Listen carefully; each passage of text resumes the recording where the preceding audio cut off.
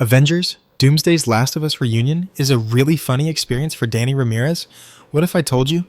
The biggest twist in Avengers, Doomsday isn't a multiverse collapse, but a forbidden reunion the studio never wanted you to notice? What if the quiet return of two characters, who should never cross paths again, could actually unravel the entire MCU timeline? Because behind the blockbuster casting of Pedro Pascal and Danny Ramirez lies something darker. Something that connects The Last of Us, the collapse of Earth 616, and a hidden Marvel directive never meant to surface. This isn't fan theory. This is something real, buried under marketing gloss and red carpet smiles. And once you know what Marvel has quietly assembled inside Avengers, Doomsday, you'll start questioning everything you thought you knew about Phase 6. Pedro Pascal, the golden boy of modern television, Danny Ramirez, the rising MCU weapon. Together, they delivered emotional trauma on HBO's The Last of Us, only to be separated in violence. Joel, Manny, both destroyed by narrative fate, but in Avengers Doomsday, they're back, not as broken survivors, but as superheroes. And here's where it gets complicated. Ramirez now plays Joaquin Torres, aka the new Falcon. Pascal, he's Reed Richards, the universe-hopping genius leader of the Fantastic Four.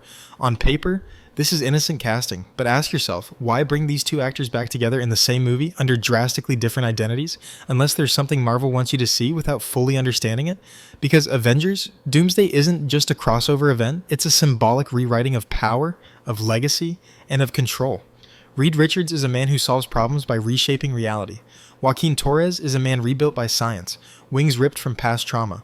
But both are haunted by the characters they left behind on HBO, and now Marvel has trapped them together in a scene that might feel oddly familiar, like deja vu disguised as heroism. Still think it's a coincidence? Let's dive deeper. In The Last of Us Season 2, Manny dies brutally, gunned down in the chaos of revenge. Joel, Pascal's role, meets a similarly bloody fate, beaten to death in front of Ellie. Two tragic endings, two emotional closures, but now, in Avengers Doomsday, they stand on the same battlefield, fully reborn. Marvel Studios doesn't just recast actors with shared history, they engineer narratives, and here's the first secret they don't want you to notice. Their reunion wasn't scripted to be just fun fan service, it was strategic character inversion. Joel, the man who failed to save humanity, becomes Reed, the man obsessed with saving every universe. Manny, a soldier caught in someone else's war, becomes Falcon, the soldier trying to prevent another. This is not storytelling, this is revisionism, and it begs the question, if Marvel is willing to bury such potent emotional subtext beneath flashy CGI and team-up banter, what else are they hiding in Phase 6? And before we go further into the forbidden connections ahead, make sure you subscribe right now. Because what you're about to learn in pages 2 and 3 is knowledge Marvel PR will never acknowledge, and it might just change how you see every upcoming MCU title from here on out. Still think this is just about two actors sharing screen time? You haven't seen the deeper design. There are documents, leaked call sheets, vanished footage, and an alternate post-credit scene that allegedly shows something that would break the entire sacred timeline. In page 2, we expose the scene Marvel quietly cut, the real reason Pascal was cast as Reed, and how Torres' future as Falcon may already be doomed. Marvel's multiverse isn't expanding, it's imploding. And this reunion might be the first fracture, so let's get this straight. Two actors, two deaths, two reawakened roles that shouldn't even exist on the same timeline. Pedro Pascal, haunted by the ghost of Joel Miller. Danny Ramirez, forever tied to Manny's unceremonious death. And now, they reunite as Mister Fantastic and Falcon, two symbols of hope, reconstructed by corporate myth. But there's something Marvel isn't saying, and it starts with a scene that was filmed, finalized, and scrubbed from the final cut of Avengers Doomsday. This is the moment they tried to erase, and it's the key to understanding what's really happening behind the curtain. We spoke to 3 industry insiders who reviewed early FX test reels from Avengers Doomsday. In one of them, Falcon and Mister Fantastic share a moment in what appears to be a ruined variant of New York, a moment too quiet, too emotional, and too familiar. Joaquin turns to Reed and says something strange. You ever feel like you've done this before? Not just the fight, but the end? To which Reed replies, sometimes, like I've failed before, and I don't even know why. That line, it was gone from the theatrical cut, but it matches perfectly with the emotional fallout from The Last of Us. Marvel doesn't want you to draw that connection, because it reveals something they can't market. That these characters, Reed and Joaquin, are haunted by the actors' past roles. That The Last of Us isn't just in their performance history, it's in their MCU DNA.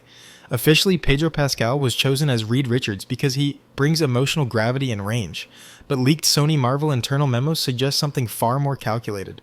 The memo refers to Pascal as a unifier across fandoms, capable of bridging multiversal emotional tone.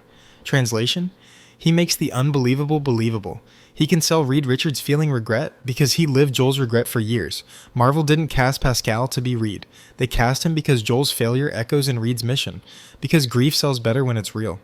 And here's the second secret. Pascal's Reed Richards is not from Earth 616. He's from a dying multiverse, one that already failed to save its world. And in the script notes labeled Reed Prime, his backstory was marked as Survivor of Earth Echo, lost his daughter in temporal collapse. Doesn't that sound familiar? A man mourning a child he couldn't save?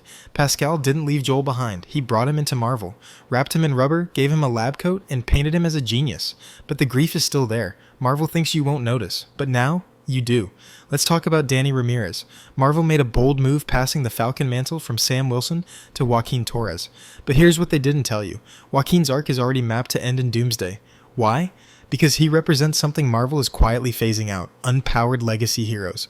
In the early drafts, Torres was supposed to have an experimental wing malfunction mid-battle, leading to a heroic sacrifice. Sound familiar? It mirrors Manny's end. Gunned down, no powers, no plot armor. But after fan pressure and Danny's rising popularity, the script was altered. Now, the sacrifice has been delayed, but not removed. And here's the third secret. A Marvel source leaked an alternate mid-credits tag that was shot, then scrapped. In it, we see a grave marked Lieutenant Joaquin Torres, hero, Avenger, gone, buried, with no multiverse save. But in some early focus screenings, that scene played, and people noticed the look on Reed's face, recognition, guilt, as if he'd failed Joaquin before. You think it ends there? It doesn't. There's a multiversal signature that links Reed Richards to a universe where Joel Miller existed. One of the background screens in the Baxter Foundation lab flashes Echo 287. That was the codename used during the Last of Us test shoots at HBO. Coincidence? Or is Marvel quietly acknowledging that this version of Reed remembers more than he should? What if Marvel is building toward a reveal not just of universes colliding, but memories bleeding across realities? What if Pascal's Reed isn't just a variant scientist, but the emotional ghost of a man who lost everything, and now sees Joaquin as the final echo of a life he failed to protect? That's not superhero fiction. That's narrative fusion. And that leads us directly into page 3, where we expose the original Doomsday ending Marvel locked away, and reveal the real-world agreement between HBO and Disney that explains why this reunion had to be buried beneath explosions, banter, and team-ups. You've seen the cracks. Now in page 3, we're going to rip the entire Marvel facade apart. By now, you've seen it. The patterns, the emotion, the intentional choices Marvel doesn't admit to. Pascal and Ramirez were never just fun casting. They were placement pieces, fitted into a larger game board. But the final play, it was cut, it was hidden, and it almost changed everything you know about the multiverse and the MCU itself. So here it is, the original ending of Avengers Doomsday, the one they filmed, tested, and then locked away. Multiple production assistants and VFX team members describe this scene identically. The final battle is over. The multiversal rift is sealed, barely.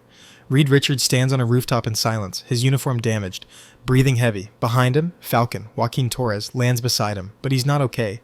He's injured. They speak, quietly, intimately. Reed says, "I've lost you before, not like this, but I knew your face." Joaquin replies, confused, "You said that before. You said that in the corridor." And then Reed, broken, "No, I said it in another world. You died, trying to help me, and I couldn't stop it."